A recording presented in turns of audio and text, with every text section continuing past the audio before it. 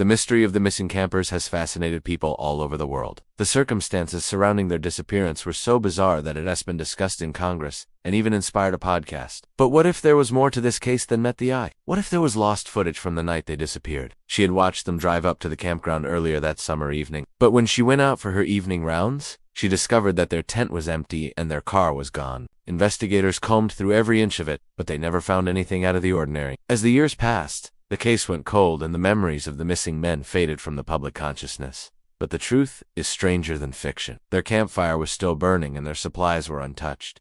It appeared as though they had simply vanished into thin air. It detailed not only the strange facts surrounding the case, but also connected it to a series of other unsolved mysteries. In fact, it gets even stranger. One of the men had a brother who never gave up hope of finding out what happened to his sibling. One man, Eugene Buckwalker, had been seen arguing with the men the night before they disappeared. He couldn't describe the car or recall its license plate number, but it stuck out to him because of how slowly it was driving. At the time, investigators assumed it was a random occurrence, but in hindsight, it could have been related to the camper's disappearance. He claimed that after the argument, he returned to his campsite and didn't come out until 2 days later. If they had only been able to hike a few more miles, they would have come across a ranger station. Let me know your thoughts in the comments below, and if you want to learn more about similar cases, stay tuned for more content.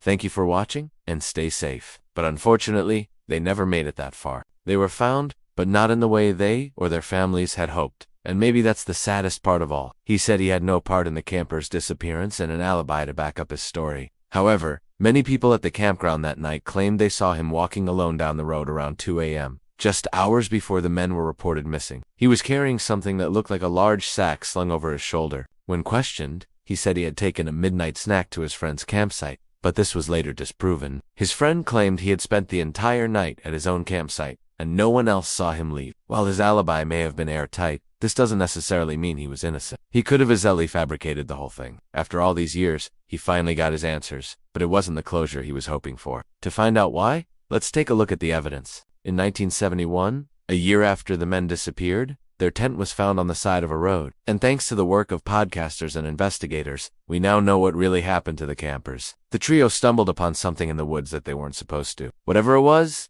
it scared them enough that they tried to flee the area. Unfortunately, they encountered someone who was just as dangerous as whatever it was they had seen, and that person wanted to keep them quiet. The fact that their bodies were never found suggests that their killer took great care to dispose of them. He may have even gone so far as to dismember their bodies and feed them to animals. This would explain why their car was left at the campground and their tent on the side of the road. It was almost as if they had vanished into thin air. It was dirty and torn, but otherwise intact. This would seem to indicate that the men had left it behind when they left the campground, which makes it unlikely that they were kidnapped or taken against their will. Whoever took them must have carried their tent with them and then abandoned it when they were finished with it. While this could be explained away as coincidence, it adds a level of suspicion to whoever was responsible for the crime. The podcasters argued that the 3 men hadn't disappeared at all, but rather had been murdered by a serial killer named Alan Black. This theory was later confirmed when a hiker found human remains in a nearby state park. They, too, assumed they were just playing on animal noises and went back to sleep. The next morning when Cheryl went to check on the tent, she found it empty and the men gone. This would seem to indicate that they had left sometime during the night. However, it's possible that whatever made those screams could have been responsible for the campers' disappearance. DNA testing revealed the remains belonged to one of the missing campers, and soon after, investigators announced that they believed the others were dead,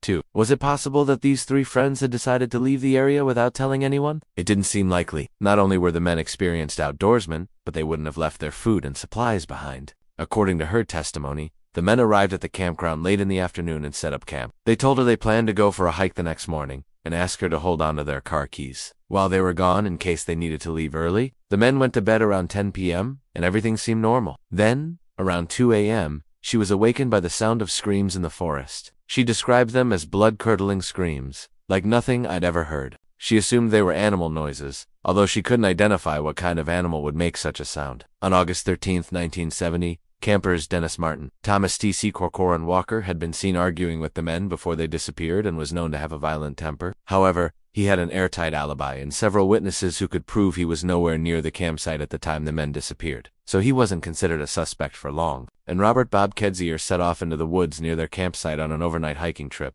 They planned to return the following evening, but the next day came and went without the campers. When the men did not return to their campsite that night, their friends grew concerned and notified authorities. A search party was organized, But despite their best efforts, no trace of the missing campers could be found. Days turned into weeks and the case went cold. The only thing left behind was a collection of clues that seemed to contradict each other and made little sense. The last person to see the three men alive was campground host Cheryl Basket. As days turned into weeks and the search continued with no results, suspicion began to fall on one campground visitor, Eugene Buckwalker. The forest where the campers disappeared is a vast and desolate place. In 2018, a podcast called Bear Brook was released, but the story doesn't end there. The first piece of evidence comes from Cheryl Basket, the campground host, who was the last person to see the men alive. At around the same time, a young couple camping nearby also reported hearing screams in the forest. The second piece of evidence is the strange behavior of some of the other campers at the campground. Another camper, Roland Knowles, claimed to have seen a strange car driving slowly through the campground in the early hours of the morning. The third piece of evidence is the most damning of all. While the case remained cold for decades, it was never truly forgotten about. The most tragic part of this story is that the men were so close to being found. What are your thoughts on this case? Do you think the campers were murdered, or did they run into something in the woods that they weren't supposed to see?